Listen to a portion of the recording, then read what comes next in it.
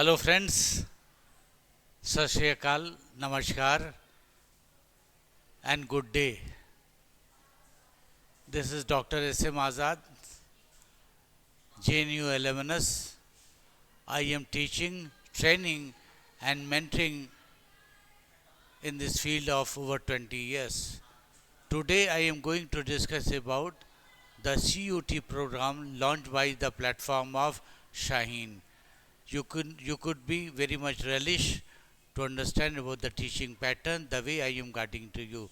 तो आइए मैं शुरू करता हूँ आज आपको टीचिंग पैटर्न के बारे में, एडुकेशन के बारे में, शाहीन के बारे में, मतलब किस प्रकार से आप CUT की परीक्षा को निकालोगे। जो सबसे बड़ी बात है, जो टॉपिक मैं डिस्कस करने जा रहा हूँ, ये टॉपिक है the story of first cities Harappan archaeology. और सबसे बड़ा उद्देश्य क्या है, हड़प्पन आर्कियोलॉजी के बारे में मैं डिस्कस करना चाहता हूँ। याद रहे, टॉपिक को अच्छे से याद करेंगे और टॉपिक के ऊपर में मैं चीज़ों को डिस्कस करूँगा, डिफाइन करूँगा, इलस्ट्रेट करूँगा। ये चीज़ आप याद रखेंगे इस चीज़ में। तो इस श्रृंखला में जो सबसे बड़ी चीज़ मैं डिस्कस करना चाह रहा हूँ, एग्ज़ाम के पैटर्न को मैं बता दूँ ताकि इस चीज़ की जानकारी ज़रूरी, आपको बहुत ज़रूरी है। Pattern of examination is very important face it of life. ये सबसे ज़रूरी मुद्दा होगा, आपके अंडरस्टैंडिंग का, आपके समझ की बात होगी।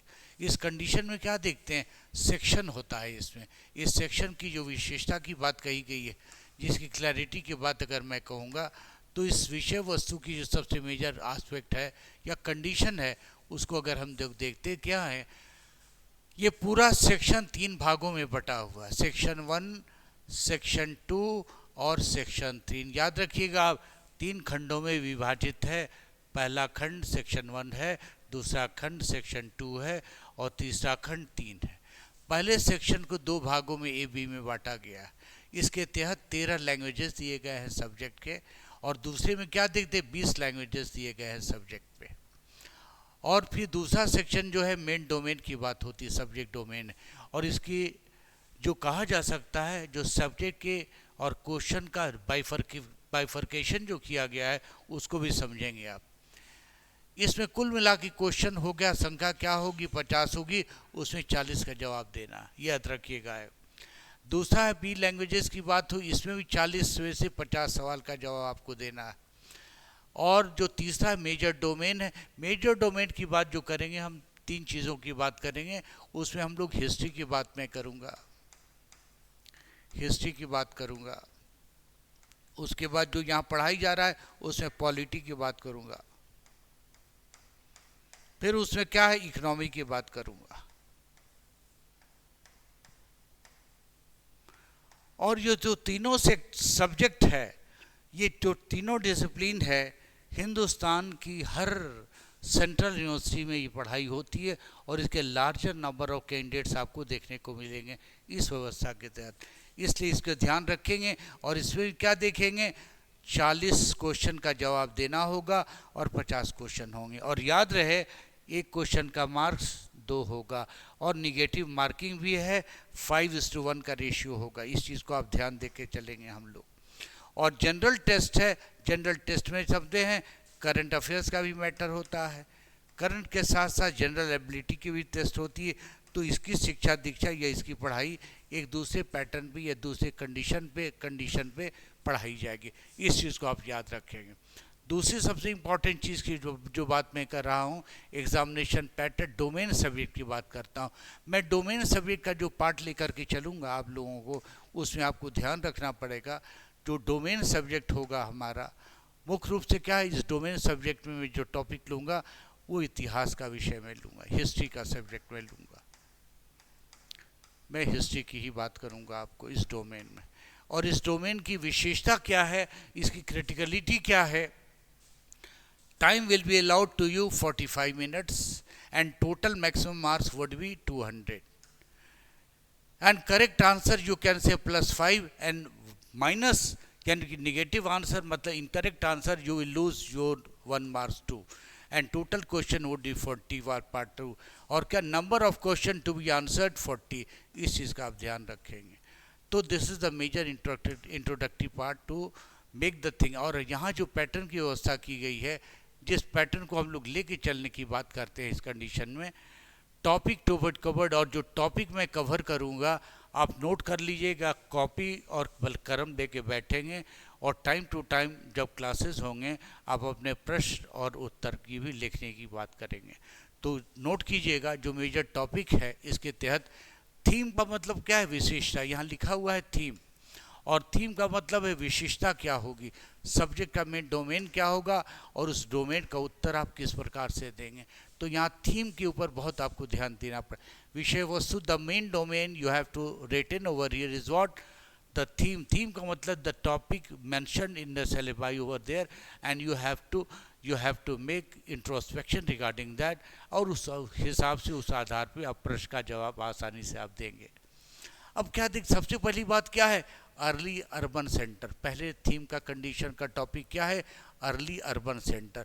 आपको जानना पड़ेगा कि अर्बन सेंटर का स्पेसिफिकेशन, अर्बन सेंटर के विकास डेवलपमेंट की व्याख्या किस प्रकार से की जाएगी, किस दशा से आपको समझना पड़ेगा। दूसरी चीज़ क्या है, हड़प्पन सिविलाइजेशन, यानी भारत के संदर्भ की बात की जा रही है, और ध्यान क्या रखिएगा, भारत की सभ्यता यानी इंडस सिविलाइजेशन आप क्यों पढ़ते हैं, इसके पढ़ने का पर्पस क्या है। थीम का मतलब है why Indus civilization, to read out in the present context, ये भारत में जो पहली अर्बन सभ्यता विकसित होती है उसे हम पढ़ते क्यों हैं, और आपके पढ़ने का यथार्थ क्या है, उसकी ऑब्जेक्टिविटी क्या नज़र आती है, इस चीज़ पर ध्यान देना हो।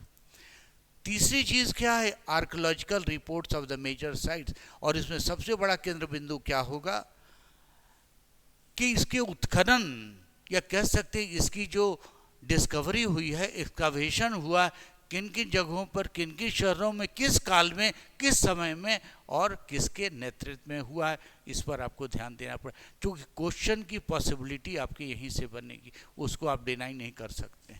और फिर क्या देते हैं, क्या देखते हैं, it has been utilized by archaeologist और हिस्टोरियन और आर्कोलॉजिस्ट ने इसकी लेखनी, इसकी व्याख्या किस प्रकार से की। तो याद रहे, अर्बनाइजेशन जानना पड़ेगा, अर्बनाइजेशन होता क्या है।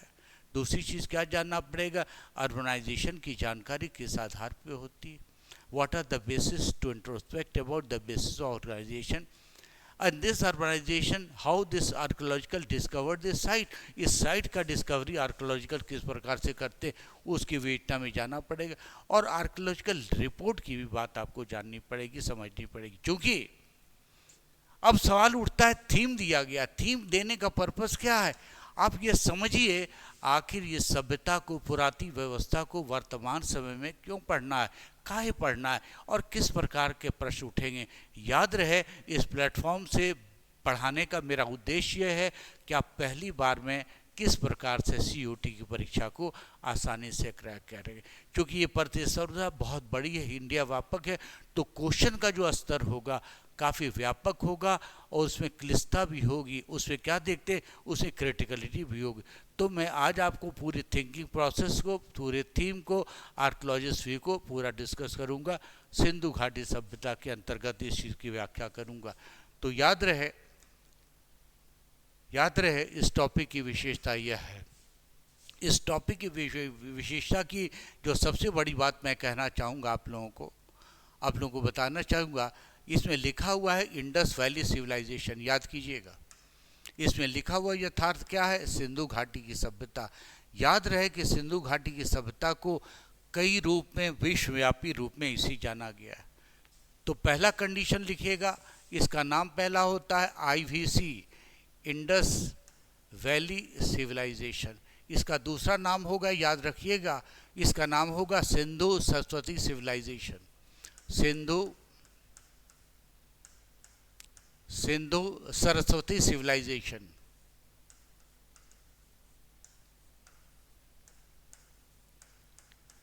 सरस्वती सिविलाइजेशन।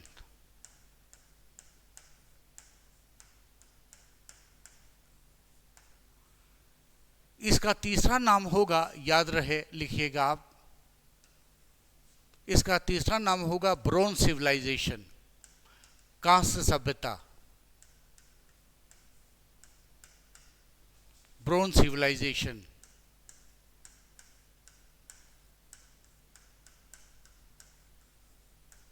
इसका चौथा नाम होगा, लिख लीजिएगा, इसका चौथा नाम होगा proto historic civilization. Proto historic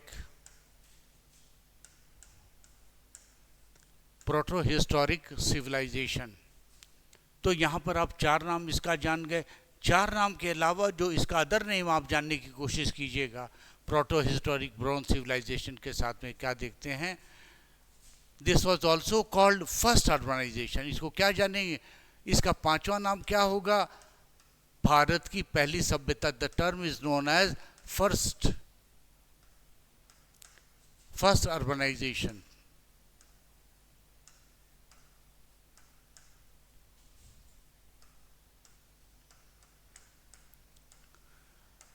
Or remember it from the very beginning, every topic would be associated with the question, possibility of question which is going to ask to you। और हर टॉपिक को जो मैं पढ़ा रहा हूँ, समझा रहा हूँ, यानी हर टॉपिक से एक चीज़ निकल के आती है कि क्वेश्चन कहाँ से आएगा। तो ये आप पांच चीज़ जान गए।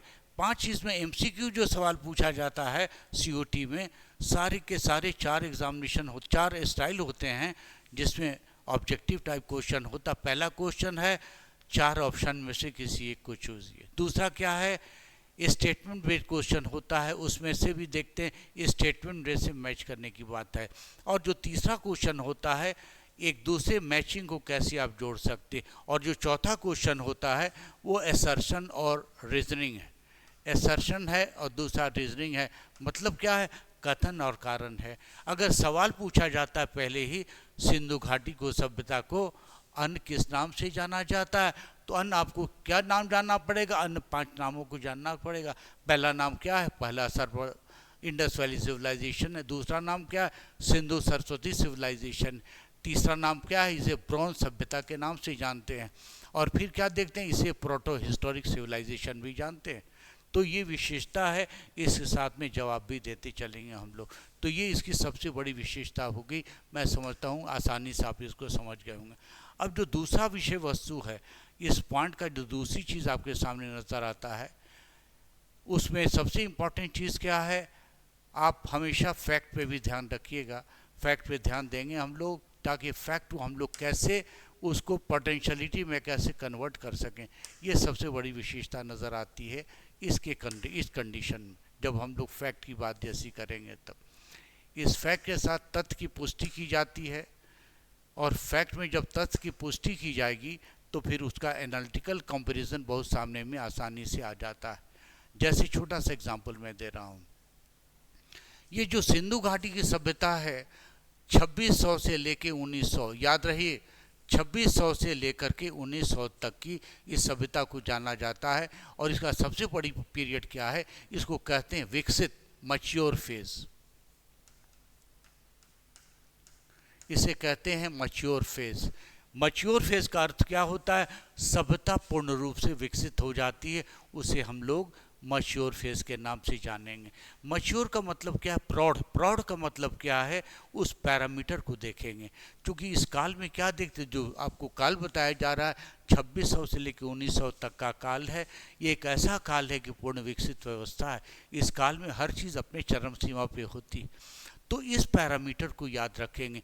और क्वेश्चन जो निकल करके आता है, क्वेश्चन की जो क्रिटिकलिटी होती है, you have to very particular regarding that. सवाल कहाँ से आते हैं, देखिए बच्चे सभी पढ़ते हैं क्वेश्चन, बच्चे सभी चीज़ पढ़ेंगे कंटेक्स्ट को, लेकिन बच्चों को समझना क्या होगा, क्वेश्चन की पॉसिबिलिटी कहाँ से होती है। और जो पिछले 3 साल के जो हुए हैं उसको भी पूरा एनालिसिस किया गया है। उस एनालिसिस से इस पहलू की जानकारी मिलती है कि क्वेश्चन उठेगा कहाँ से, क्वेश्चन एराइज कहाँ से होता है। तो क्वेश्चन की विशेषता क्या होती है, मैच्योर फेज से होगा। और सिंधु घाटी की सभ्यता 4 फेजेस में बटी हुई। जो पहले फेज की अगर हम लोग बात करते हैं सिंधु घाटी सभ्यता की, तो पहला फेज क्या नज़र आता है, 3300 से लेकर 1300 फेज में, ये बिल्कुल अर्ली फेज की बात की जाती है। और दूसरा फेज क्या देते हैं, मैच्योर फेज, मतलब सभ्यता पूर्ण रूप से विकसित हो गई होती है। तो यहाँ पे जो भी आंकड़ा मिलेगा आपको, जो भी डाटा मिलेगा, मैच्योर मिलेगी, उसकी मौलिकता भी होगी। और एक सबसे बड़ी बात है, उसका संबंध वर्तमान परिवेश से भी होगा। The relation of that mature civilization must have connotation relation with the present existing situation of the Indus civilization, and that is the beauty of the topic and subject that has been designed, that has been structured, that has been portrayed for the upcoming, you can say, the candidate to have passed +2 examination over here. So this criticality you should have to understand. The Indus civilization as the home of the largest for its contemporary civilization, urban civilization, Sindhu घाटी सभ्यता की सबसे बड़ी विशेषता क्या है? जब विश्व में सारी सभ्यताएं विकसित हुई थी तो विश्व में 4 सभ्यताएं विकसित होती है. जो सबसे पहली सभ्यता विकसित होती है सिंधु घाटी की सभ्यता के बाद, वो क्या होती है? नील नदी की सभ्यता होती है, ग्रीक सिविलाइजेशन. उसके बाद जो सभ्यता विकसित होती है दैट वाज मेसोपोटामियन, इराक की सभ्यता होती. और भारत के पूर्व में क्या देखते हैं? चीन नदी की सभ्यता यानी डेवलप होती है. और चीन के साथ में एक टर्म आता है हुआंगहो रिवर, या फिर टर्म हम लोग कहते हैं येलो रिवर सिविलाइजेशन. ये 4 सभ्यताएं कंटेम्पररी रूप में डेवलप हो रही. तो इसमें से कई सवाल निकल के आए हैं. आइए मैं मैप के माध्यम से इसको बताने की कोशिश करता हूँ. देखिए देखते 4 सिविलाइजेशन हुआ है, उसमें सबसे बड़ी सिविलाइजेशन आपकी सिंधु सभ्यता थी, ये जानकारी मिल गई. दूसरी सवाल क्या है? मेसोपोटामिया और सुमेरियन सिविलाइजेशन. और जो तीसरी सभ्यता नज़र आती क्या देखते हैं? इजिप्शियन सिविलाइजेशन भी इस काल में हुई है. इसके साथ में क्या देखते हैं हम लोग? इजिप्शियन सिविलाइजेशन के बाद जो दूसरी सभ्यता डेवलप होती है वो नील नदी की सभ्यता है, चाइनीज सिविलाइजेशन के नाम से उसे हम लोग जानते हैं. On the bank of river, river का नाम हुआंगहो है, येलो रिवर भी है. तो कुल मिला के ये कहा जा सकता है, एक कॉन्सेप्ट तो आपका क्लियर होना चाहिए कि दुनिया की कोई सभ्यता अगर विकसित होती है उसके विकसित होने का कारण एक ही होगा, नदी योजना ज़रूर होगी. एक सवाल का जवाब हो गया, ये कॉन्सेप्ट भी बिल्डिंग हो गया. और दुनिया की कोई भी सिटी की आप बात करते हैं, चाहे न्यूयॉर्क हो, चाहे हडसन हो, या फिर कह सकते हैं शिकागो हो, हर के नीचे, हर के साथ में बैंक है. भारत के संदर्भ की बात कीजिएगा तो बिहार का पटना है, फिर देखते हैं यूपी का इलाहाबाद है, और फिर क्या देख नासिक गोदावरी का क्षेत्र, नदी ज़रूर होगी. तो ये प्रमाण मिल जाता है. अब इसका अध्ययन हम लोग करेंगे किस कंडीशन पे? हम लोग जानना चाहेंगे किस प्रकार से ये चारों सभ्यता विकसित हुई है. उसके ऊपर जब आप विचार विमर्श करेंगे तो सबसे बड़ी बात क्या नज़र आती है उस विशेषता के ऊपर में जिसकी बात हम लोग करेंगे? ये नदी किस प्रकार से, सभ्यता किस प्रकार से विकसित हो रही है, किस प्रकार से विकसित हो रही है. मैं एक सेकंड में बताता हूं आपको आसानी से.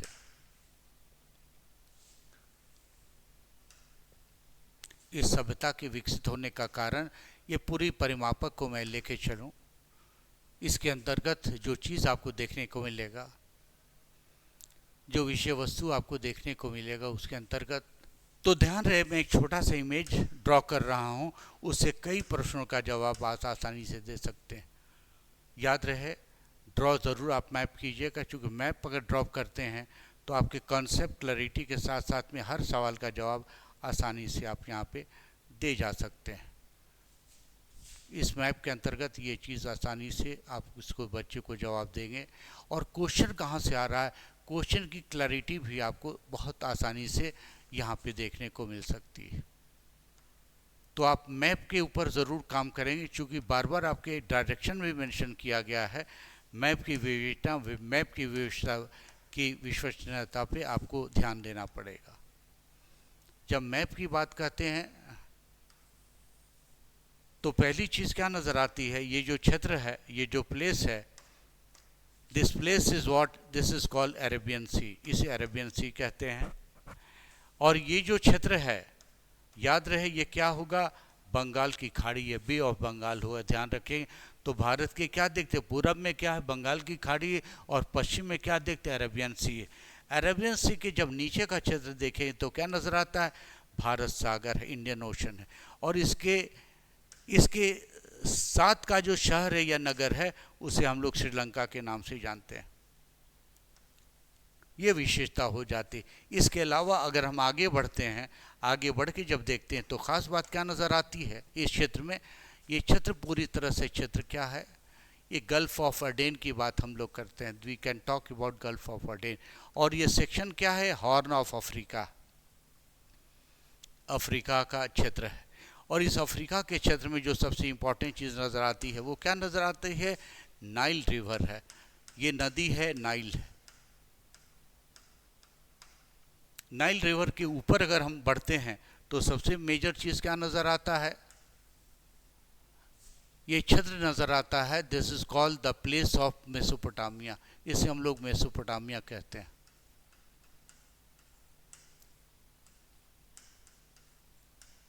इसे हम लोग मेसोपोटामिया के नाम से जानते हैं। और मेसोपोटामिया के साथ जब जानते हैं तो यहाँ पे दो मेजर रिवर है। एक रिवर को कहते हैं यूफ्रेट्स,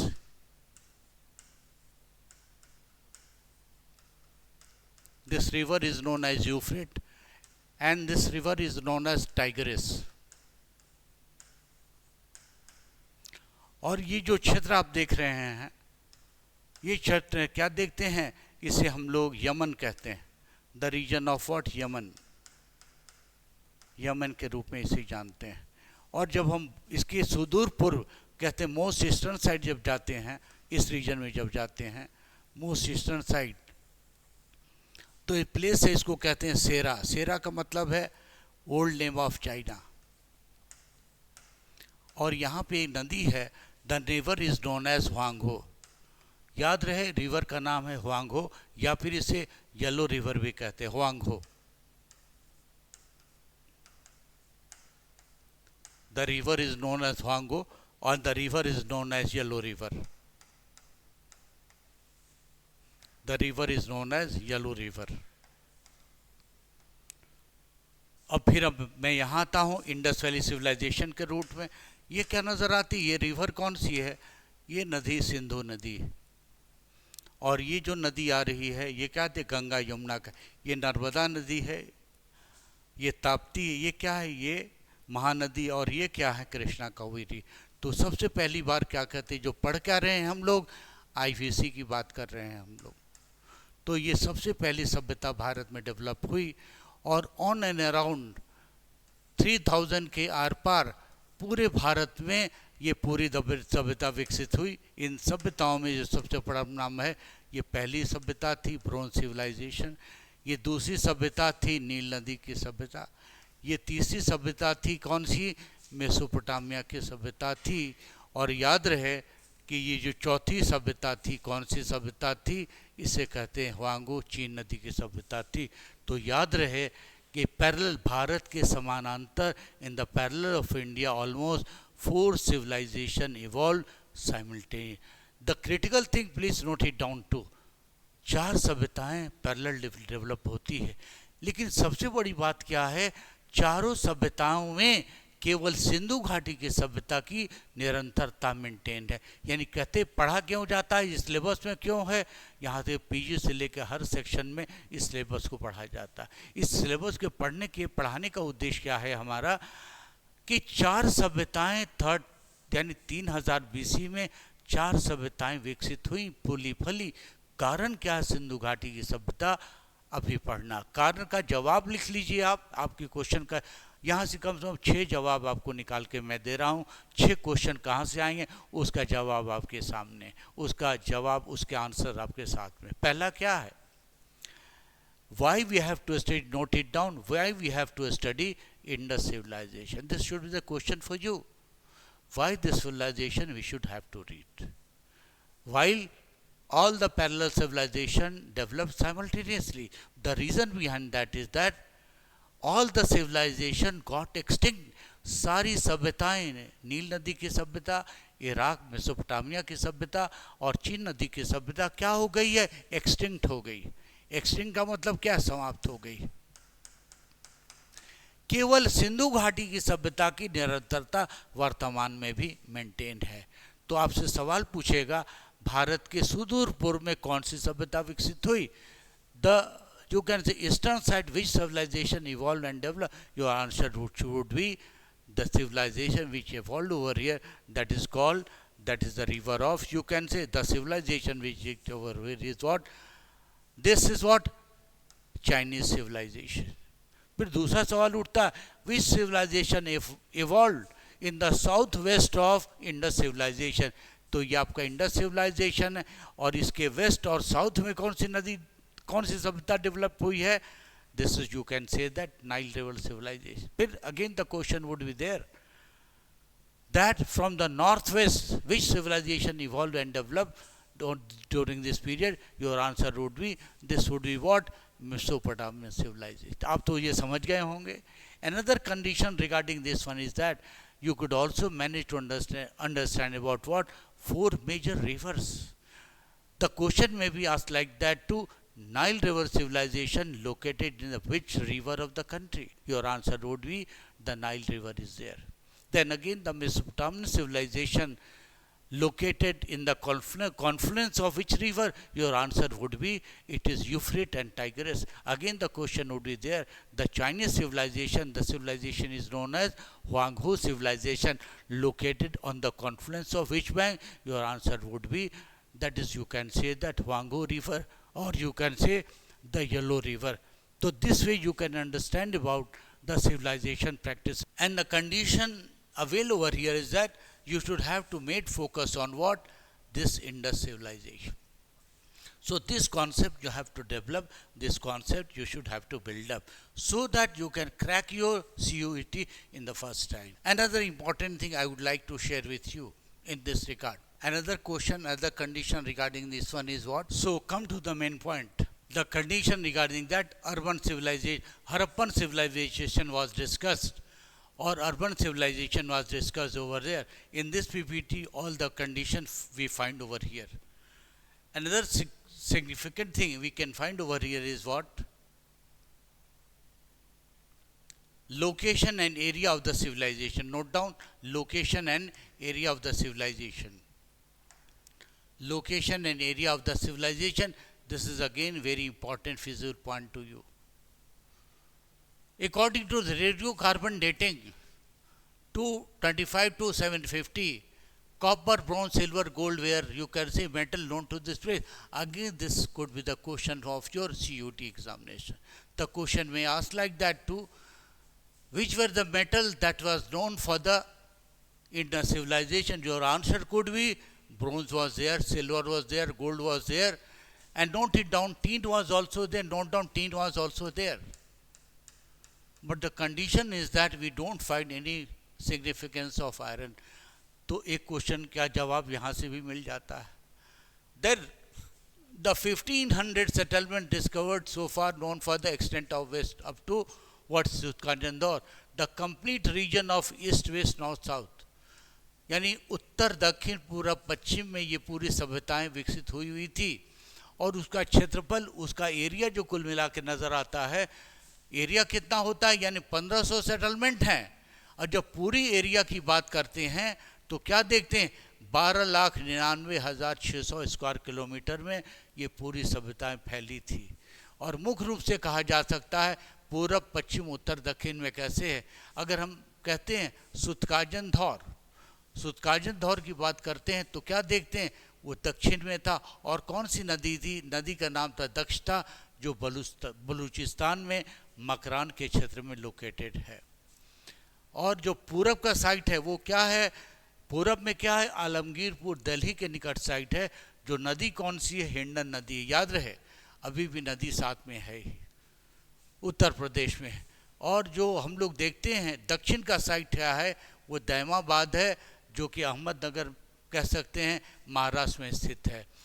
और मांदा चनाब, मांदा का मतलब कश्मीर का साइट है. ये अखनूर, जम्मू और कश्मीर में ये चीज़ें अवस्थित है. तो सवाल पूछा जाएगा पूरब में एक्सटेंशन साइट क्या है? तो जवाब देंगे हम सुतकाजन धौर है. पश्चिम में एक्सटेंडेड साइट कौन है? तो जवाब देंगे आलमगीरपुर है, हिंडन नदी के किनारे. अगर पूछा जाएगा दक्षिण में कौन साइट है तो आप जवाब देंगे, जवाब क्या देंगे?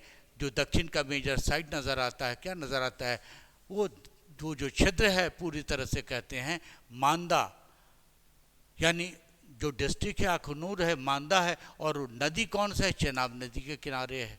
और दक्षिण का साइड कहते हैं तो भगतराव और रजुदी के नाम से जाना जाता है. फिर एक सवाल उठता है, नोट इट डाउन, एक सवाल उठता है कि पूरब से पश्चिम, यानी पूरब से पश्चिम, उत्तर से दक्षिण का एरिया क्या है। अगर आप कहते हैं पूरब से पश्चिम, east to west, east to west का एरिया क्या है, 1600 किलोमीटर है। और कहते हैं साउथ से नॉर्थ का जो एरिया क्या है, 1400 किलोमीटर। तो पूरब पश्चिम उत्तर दक्षिण का आपने एरिया जान गया, जो क्रमशः कितना है, 1400 किलोमीटर है, 1600 किलोमीटर। और जो टोटल एरिया कवर्ड किया गया है सिंधु नदी का, वो टोटल है 12,99,600 किलोमीटर। ये फैक्चुअल है, ये पूछा जा सकता, इसके लिए तैयार रहिए। चूँकि 3 साल का जो क्वेश्चन का एनालिसिस मैंने किया, उसमें कठिन सवाल भी पूछे जा रहे हैं। अब आगे आते हैं। The total geographical area of Indus civilization flourish larger than. अब ये फिर सवाल पूछा जाएगा कि सिंधु घाटी की सभ्यता, ये जो विकसित हुई थी, ये क्षेत्र जो विकसित हुआ था, वो क्या देखते हैं, ये सिविलाइजेशन भारत पाकिस्तान को मिला के क्या देखते हैं, क्या देखते हैं, वो इजिप्ट से बड़ा है, कंट्री इजिप्ट से बड़ा है, मेसोपोटामिया से बड़ा है, और यहाँ तक कि ऑस्ट्रेलिया से भी बड़ा है। कुल मिला के ये कहा जा सकता है ruin of Harappa first describe. अब जो सबसे बड़ी बात है, जिसमें आर्कियोलॉजिकल की विशेषता है, किस साइट की बात कही जा रही, इसमें सबसे बड़ी चीज़ क्या है, किस साइट को किसने पहले खोजाई की या फिर डिस्कवर किया, इसके लिए आपको तैयार रहना पड़ेगा। आप नोट कर लेना नाम। जो पहले व्यक्ति का नाम आता है चार्ल्स मैसन, 1842 में। इन्होंने क्या देखते पहली बार डिस्क्राइब किया है, क्या यानी रोइंस का मतलब है जो सभ्यता पूरी तरह से खोज में मिली है, जो बर्बाद हुई मिलती है, जो स्कैटर्ड मैनर मिलती है, उन्हें नाम लिखिए चार्ल्स मैसन। चार्ल्स मैसन जो पीरियड क्या था, 1842 था। लेकिन 1921 में क्या देते हैं, एक्सकावेशन फिर किया गया है, और जब एक्सकावेशन ये किया जाता है, वो पूरा क्रेडिट किसको जाता है, दयाराम साहनी को जाता है। ये दो नाम सामने में आ गया। चार्ल्स मैसन के बाद में क्या देख, दयानंद साहनी का नाम है। दयाराम साहनी के बाद क्या देखते हैं, सिटी को खोज किया। फर्स्ट सिटी डिस्कवर्ड जो किया गया हड़प्पा 1924 में, नाम आता है किसका है, जॉन मार्शल का नाम आता है। और डायरेक्टर जनरल ऑफ इंडिया इस डिपार्टमेंट आर्कियोलॉजी के जो थे इंडस सिविलाइजेशन में, जॉन मार्शल का नाम आता है। और मार्शल साहब ने पहली बार इसका पब्लिकेशन प्रकाशित भी लंदन से किया था कि ये सभ्यता भारत में विद्यमान है और बड़े पैमाने पे। और इंडस वैली सिविलाइजेशन की विशेषता, ये पूरी जानकारी मिल जाती है। जब आप अपने सेक्शन को देखिएगा, आर्कियोलॉजिस्ट की भूमिका के बारे में बहुत डिटेल में कही जाती। और यहाँ पे फिर आप लोग तैयार हो जाइए बच्चों। मैंने इसका बाइफर्केशन किया है according to syllabus and according to the question pattern 10 which is going to ask for you. अब यहाँ पे चीज़ आती क्या है, सिंधु घाटी की सभ्यता। आपको सब नहीं ध्यान देना, ध्यान किसको देना है, मैच्योर फेज, याद रहे। और मैच्योर फेज में देखना क्या होगा, characterize by emergence of the great cities. इस काल में क्या देखते हैं, जो बड़ी बड़ी नगर व्यवस्था विकसित हुई थी, उसके इमर्जेंस का कारण क्या था, उसके अर्बनाइजेशन का कारण था, और अर्बनाइजेशन के कौन कौन से एलिमेंट होंगे, इस चीज़ पे आपको पूरा ध्यान देना पड़ेगा। इसको मैंने 4 फेजेस में बांट दिया है ताकि आपको कठिनाई कहीं पे नहीं हो। इसमें देखते क्या है, एक तो कोई सिविलाइजेशन विकसित नहीं होगी। इसके लिए क्या देखते हैं, प्री हड़प्पा। हड़प्पा की पहली जो साइट डेवलप होता है 7000 से 65 तक बीसी का काल है, और घग्गर रिवर है और हरका रिवर के भी नाम से जाना जाता है। और पहली बार क्या देखते हैं, सेटल एग्रीकल्चर की व्यवस्था इस काल में शुरू हो जाती है। You have to know about that. दूसरी विशेषता क्या है, अर्ली हड़प्पा, यानी हड़प्पा में विकसित होने से पहले जो व्यवस्था डेवलप की है। This phase characterize by centralize authority to increasingly urban quality of life. पहली बार एक सभ्यता एक विकसित शहर के रूप में विकसित होती, इसका डिस्क्रिप्शन यहाँ दिया गया। लेकिन जानने वाली चीज़ क्या है, 2600 से 1920, क्योंकि यह सभ्यता क्या देखती, पूरी तरह से क्या हो जाती है, प्रौढ़ हो जाती है। इसलिए इस सेक्शन को हम लोगों को पढ़ना होगा पूरा ध्यान दे करके। और लेट का मतलब है पतन का युग है, वो डिमोलिश होती जा रही है, ख़त्म होती जा रही, पतन का फेज़ है। तो उसकी जिज्ञासा की बात करेंगे तो उसे हम लोग लेस प्रायोरिटी देंगे। तो याद रहे, हम लोग जिस चीज़ की बात कर रहे हैं क्या देखेंगे, हम लोग अर्बन सिविलाइजेशन की बात करेंगे, और मुख्य रूप से क्या देखेंगे, जो mature phase of civilization develop इस काल में हो रहा है। और एक चीज़ अब नोट कर लीजिएगा, जो सवाल प्रश्न पूछने की विशेषता नज़र आती है, इसको मैं थोड़ा सा डिस्क्राइब कर दूं। कि ये नगर योजना किस प्रकार से सामने आई है और उसके स्पेशल फीचर की जब मैं बात करूं तो यहाँ पे मैं थोड़ा सा आप लोगों को समझाना चाहूँगा, आसानी से आप इस चीज़ को आसानी से समझ लेंगे। उस विशेषता की बात क्या होगी, जो पहली सभ्यता डेवलप हो रही, मैं डिस्क्राइब करूँगा सेक्शन को अलग अलग कंडीशन के आधार पे, याद रहे, उसमें घबराने की कोई बात नहीं होगी। तो पहली चीज़ क्या देखते हैं, जो सिटी का डेवलपमेंट होता है, सिटी का जो प्लानिंग हो रहा है, उसकी सबसे बड़ी विशेषता क्या नज़र आती है, पहली बात करते हैं। तो ये सिटी न्यूक्लियस सिटी में बटा हुआ था।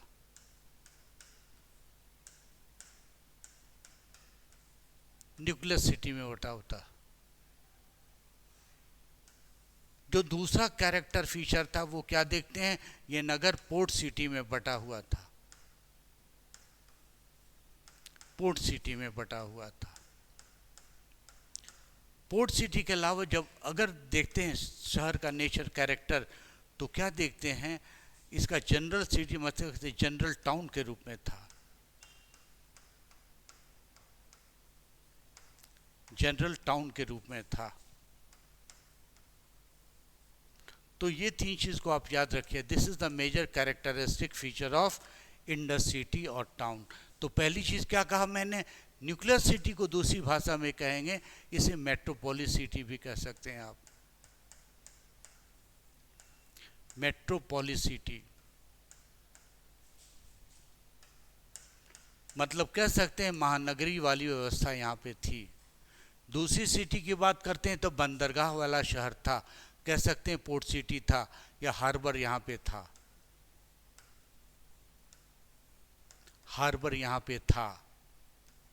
और फिर है जनरल सिटी में नॉर्मल टाउन, कॉमन टाउन।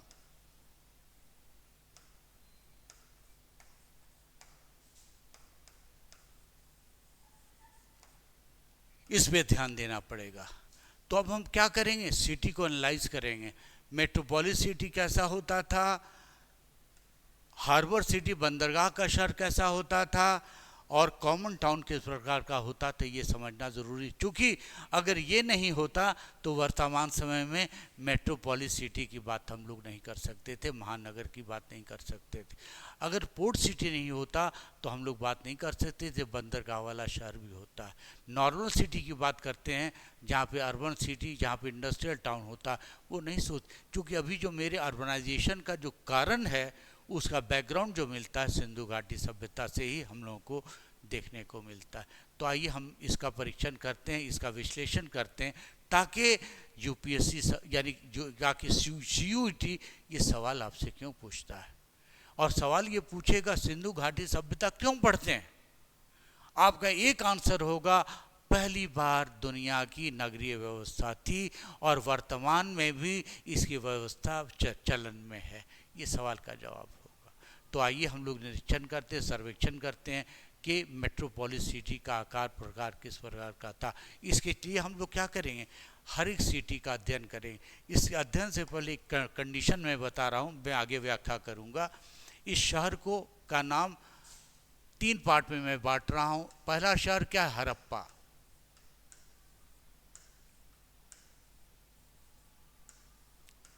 पहला है हड़प्पा। दूसरा है मोहनजोदाड़ो। मोहनजोदाड़ो।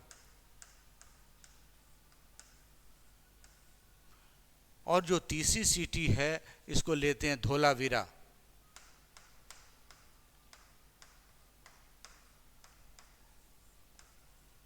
और जो चौथी सिटी लेते हैं हम कालीबंगन।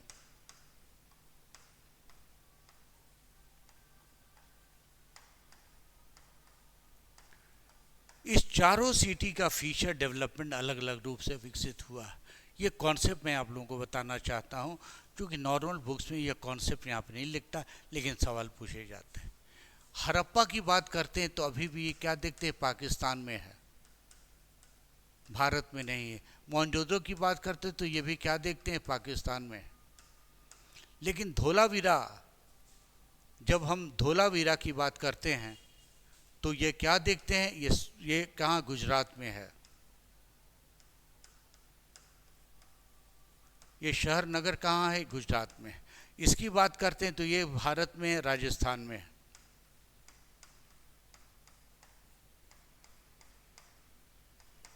और ये सभी साइट पूरी तरह से मैच्योर साइट के रूप में हम लोग जानते हैं।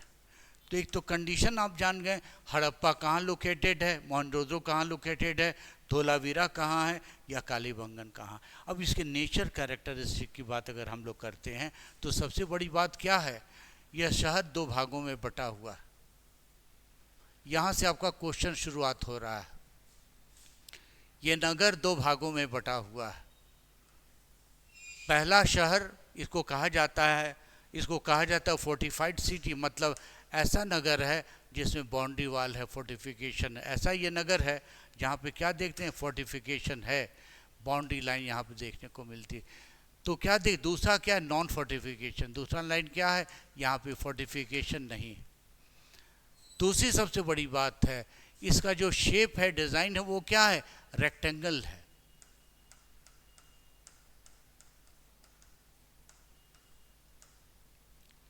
ये रेक्टेंगल है। ये भी साइड क्या देखते हैं, ये क्या है, रेक्टेंगल। तो सबसे बड़ा सवाल पूछा जाएगा, क्या कारण था कि हड़प्पा का जो डिज़ाइन बनाया गया है वो रेक्टेंगल था। अभी जिस रूम में मैं क्लास ले रहा हूँ, आप देख सकते हैं इस क्लास का शेप क्या है, रेक्टेंगल है। तो दुनिया में जो सबसे बड़ी इमारत, जो सबसे बड़ा हॉल बनेगा, वो हमेशा रेक्टेंगल होगा। और उसमें आने और जाने का रास्ता क्या होगा, पूरब और पश्चिम से। एंट्रेंस कहाँ से होगा, ईस्ट एंड वेस्ट, पूरब और पश्चिम से इसका आना जाना आपको देखने को मिलेगा, याद रहे। मोहनजोदड़ो में भी सिमेट्री नज़र आता है। क्या देखते हैं, अपर टाउन होगा, रेक्टेंगल होगा, और लोअर टाउन होगा, वो क्या होगा, रेक्टेंगल होगा। फिर यहाँ भी क्या देते हैं, ये क्या है, फोर्टिफिकेशन है, जबकि दूसरा टाउन नॉन फोर्टिफिकेशन। ये फीचर है। और तीसरी जो सबसे बड़ी बात जानने की कोशिश करेंगे हम आप लोगों से, आपको बता दूं मैं, जो धोलावीरा है ये 3 सेक्शन में बटा हुआ है, 1, 2 और what we can say the third. इसकी सबसे बड़ी बात क्या है कि 2 सिटी पूरी तरह से फोर्टिफाइड है। मतलब क्या, इसका बाउंड्रिफिकेशन है, फर्स्ट सिटी सेकंड सिटी का, जबकि तीसरे शहर का नॉन फोर्टिफिकेशन है। तो ये किस चीज़ को बताता है, किस चीज़ को, द्योतक को, किस चीज़ को सिद्ध करता है। तो ध्यान रहे कि पहला साइड जो बताता है, यहाँ पे क्या सकते, एलिट पीपुल रहते यहाँ पे होंगे, और यहाँ पे कौन रहते होंगे, मीनियल वर्कर। और पहले सिटी में एलिट यहाँ रहते होंगे, और क्या देखते होंगे, यहाँ पे कौन रहते होंगे, मीनियल वर्कर। लेकिन यहाँ क्या देखते हैं, सोसाइटी 3 भागों में बटी थी। यहाँ एलिट सेक्शन रहते होंगे, यहाँ पे क्या दिखते हैं, मिडिल क्लास रहते होंगे, और यहाँ पे मेनियल वर्कर रहते होंगे। याद रहे कि दोनों फोर्टिफिकेशन है। और जब हम कालीबंगन साइट की बात करते हैं, this city was unplanned, this city was what, unplanned. ये विशेषता नज़र आ जाती है हम लोगों को। इस प्रकार से सिटी का डेवलपमेंट हुआ है, और सिटी का नेचर कैरेक्टर बदलता है। क्यों, ताकि लोकेशन अलग है, प्लस इसका लोकेशन के साथ में सी लेवल से भी दशा, इसकी दिशा अलग है। इसलिए इस प्रकार में क्या देखते हैं, unity in, you can say that, diversity की बात नज़र आती है। मतलब एकता में अनेकता जैसी चीज़ें नज़र आती। तो ये सबसे बड़ी पहलू को आप ध्यान देंगे, जिसका सर्वेक्षण मैंने करके दिखा गया। इस प्रकार हम इस सभ्यता के हर नगरों की विशेषता पर बल देने के लिए हम जोर देंगे, ताकि आप आसानी से इस चीज़ को क्या देखेंगे, आप सीख सकते हैं, या फिर आसानी से समझ भी सकते हैं। अब आ जाइए अब देखते हैं special features of some important IVC। Sindhu घाटी सभ्यता के कुछ स्पेशल फीचर साइट्स की बात हम लोग करते हैं, जहाँ से आपको डायरेक्ट सवाल आ रहा है। आपकी CUET में डायरेक्ट सवाल आएंगे। और याद रहे कि एक PPT से minimum 5 and maximum 10 MCQ question आपको रहेंगे। ये याद रखना पड़ेगा कि CUET में आपके मेरे एक PPT से मिनिमम 5 और मैक्सिमम 10 क्वेश्चन होंगे। अब यहाँ पे अंडरलाइन भी किया हुआ है, जिसको आप आसानी से सीख सकते हैं, समझ सकते हैं। अब आते हैं Harappa. Harappa was first discovered by Dayaram Sahni. ये क्वेश्चन का जवाब, एक क्वेश्चन आपको मिल गया यहाँ से। This is one question for you, this is what one question for you. आपको आसानी से एक क्वेश्चन का जवाब भी मिल जाता है। जब सेकंड बात करते हैं, जब सेकंड चीज़ का डिस्क्रिप्शन देते हैं तो क्या देखेंगे हम लोग, it is situated in the province of West Punjab, और जो लोकेशन है इसका वेस्टर्न पंजाब में है, और डिस्ट्रिक्ट क्या है, मोंटोगोमरी डिस्ट्रिक्ट पाकिस्तान का है। तो 2-3 सवाल का जवाब आपको आसानी से मिल रहा है इस पीपीटी से। नेक्स्ट वन, मेजर फाइंडिंग की बात करते हैं तो क्या देखते हैं, रोज ऑफ 6 ग्रेनरी नज़र आती है, यानी अन्नागार का मतलब भंडारा नज़र आता है जो स्टोर हाउस के रूप में जाना जाता है। और वर्समैन क्वार्टर की भी बात की जाती है, और 2 रेड स्टोन टॉर्सो, और 2 मूर्तियां मिलती है जो टॉर्सो के रूप में यहाँ पे दर्शाई जा रही है या फिर दिखाई जा रहा है। और एक चीज़ नज़र आता है, मेल टॉर्सो मिलता है, और मेल जो टॉर्सो मिलता है इसमें ह्यूमन एनाटॉमी की भी बातें की गई है। यह मानव का कह सकते हैं वस्तुनिट, या कह सकते हैं मानव की शरीर की बनावट भी यहाँ पे नज़र आती है। और न्यूड मेल फीमेल भी यहाँ देखने को मिलता है। और दूसरी चीज़ क्या देखते हैं, डॉग अटैकिंग डेयर, एक नेचुरल जैसा सामान आकृति मिलता है कि कुत्ता जो है लिटिल बुलॉकॉट है। लिटिल बुलॉकॉट में टर्म क्या लिखा गया, एक्का। एक्का का मतलब क्या है, वैसी गाड़ी जिसको केवल खींचने वाला जो जानवर है अकेला एक रहे, उसे हम लोग इक्का के नाम से जानते हैं। तो नहीं, इक्के का चलन उस काल में भी था, इक्के का चलन वर्तमान काल में भी है। और सिमेट्री आर मिलती है, सिमेट्री का मतलब एक कब्रगाह मिलती है, एक ग्रेवयार्ड मिलता है। ये पता ये चलता है इस ग्रेवयार्ड की विशेषता क्या नज़र आती है, पता चलता है ये जो कंकाल यहाँ देखने को मिले हैं आयरन के मिले, जो कंकाल का साइज़ 5.5 फीट से बड़ा है। जबकि सिंधु घाटी की सभ्यता के लोग का इरफान हबीब कहते क्या हैं, उनका हाइट 5 फीट 3 इंच 4 इंच होता था, लेकिन इनका जो हाइट है 5 फीट 7 और 6 इंच मिलता। तो पता ही चलता है कि ग्रेवयार्ड या कब्रगाह जैसी चीज़ भी वहाँ पे थी। इसको कुल मिला के देखते हैं तो कम से कम 5 क्वेश्चन तो आपके सीयूटी के यहीं से निकल के आ रहे हैं। And this is conceptual and factual base, ये कॉन्सेप्ट भी है, फैक्ट भी है, तो आपको याद रहेगा। जो अदर सबसे बड़ी बात है, इंपॉर्टेंट चीज जो सवाल पूछा भी गया है, पहली बार हम लोग क्या देखते, कॉफिन बरियल, यानी क्रिश्चियनिटी में एक परंपरा है कि डेड बॉडी को जो दफन किया जाता है, if the dead body is going to be you can say cremate और entombing that is kept into the box, then the person would buried। तो क्या देखते, कॉफिन बेरियल का प्रमाण पहली बार आपको कहाँ मिलता है, हड़प्पा में मिलता है। You have to alert over there. तो याद रखिएगा पीपीटी में जो भी चीज़ें इंगित की गई है, this is the part of you can say research and development का पार्ट है, हिस्सा होगा। और आगे चलते, Harappa use the system of weight and measure. एक और इंपॉर्टेंट चीज़ मैं बता दूं आप लोगों के, जो करंट होगा। और अब ये जान जाइए, हिंदुस्तान की जो भी बड़ी परीक्षाएं हो रही हैं उसके पूछने का अर्थ क्या है, वर्तमान समय में उसका लगाव, वर्तमान समय में उसकी कनेक्टिविटी किस हद तक है और किस हद तक उपयोगी है। तो पहली बार जो चीज़ निकल के आता है यहाँ पे क्या देखते हैं, वेट एंड मेजर, माप और तौल, बटखरा आता है। बटखरा शो करता क्या है, एडमिनिस्ट्रेटिव मैकेनिज्म, एडमिनिस्ट्रेटिव सिस्टम भी उस काल में रहा होगा। तो कॉफिन बरियल मिलेगा। और क्या देखते हैं चीज़ में, क्या देखते हैं 16 का प्रमाण मिलता है। 16 का मतलब क्या है, you can find it out. आप क्या पाते हैं यहाँ पे, क्या देखते हैं, वर्गमूल या स्क्वायर राइट का भी कॉन्सेप्ट यहाँ पे नजर आता है। एक और सबसे बड़ी चीज़ मैं कहना चाहूँगा, पहली बार एक शब्द आता है, द शब्द, the topic is known as हरियोपिया। हरियोपिया का मतलब क्या है, हड़प्पा को वेद में हम लोगों ने क्या कहा है, हरियोपिया के नाम से कहा। कहने का मतलब है फैक्चुअल में डॉक्यूमेंटेशन भी है, रिटन डॉक्यूमेंट भी है, और क्या देखते हैं, आर्कियोलॉजिकल डेविडेंस भी है। तो ये विशेषता की बात को हम लोग ध्यान रखेंगे।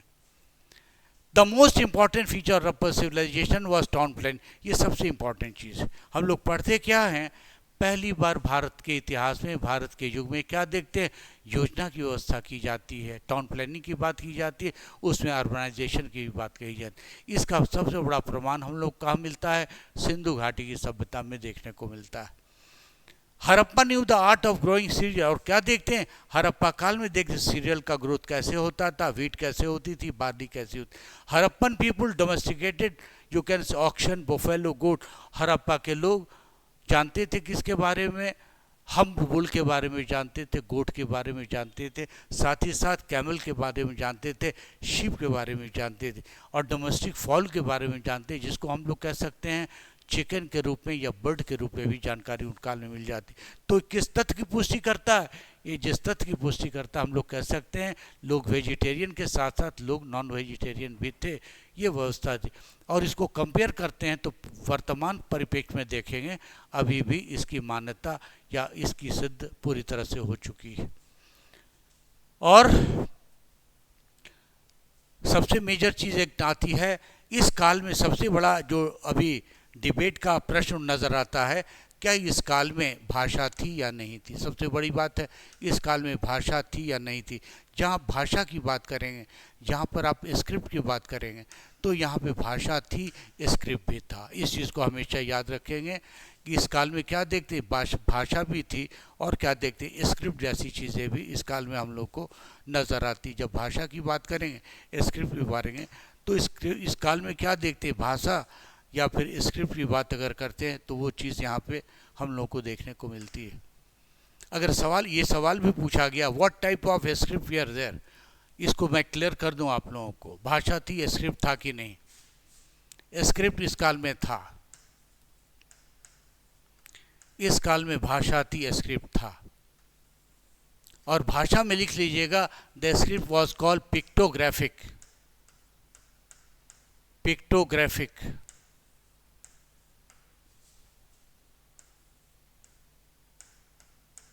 पिक्टोग्राफी का मतलब होता है, हिंदी में इसे कहते हैं चित्र शैली। चित्र शैली, चित्र शैली का अर्थ यहाँ पे हो जाएगा, एक चित्र मैं बना दे रहा हूँ, आप आसानी से समझ लेंगे। ये प्लेस बनाया गया है और यहाँ पे शो किया जा रहा है कि एक आदमी है, एक आदमी सामान को लेकर के, सर पे सामान को लेकर के कहाँ जा रहा है? घर की ओर जा रहा है, घर की ओर जा रहा है। तो ऐसी भाषा को हम लोग कहते हैं चित्र शैली, पिक्टोग्राफी के नाम से जाना जाता है। जो दूसरी भाषा थी उसको कहते हैं बाई डायरेक्शनल भाषा, ऐसे लिखी जाती थी, बाएं से दाएं, दाएं से बाएं के रूप में जाती थी। This is called by directional.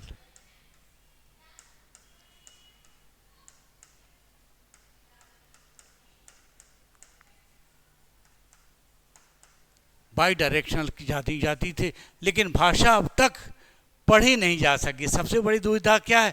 भाषा अब तक पढ़ी नहीं जा सकी। It is yet to decipher, the term is what, it is yet to decipher, it is yet to decipher, it is yet to decipher. बच्चों, मैं फिर कल मिलूंगा आपसे, जो बचे हुए समय में और चीज़ों का व्याख्या मैं करूंगा, डिटेल से करूंगा, और मैं उम्मीद करता हूं आप लोग बहुत ज़्यादा लाभान्वित होंगे और विषय वस्तु को आप एंजॉय करने की कोशिश करूँगा। आप सबों को बहुत बहुत नमस्कार, प्रणाम और जय हिंद।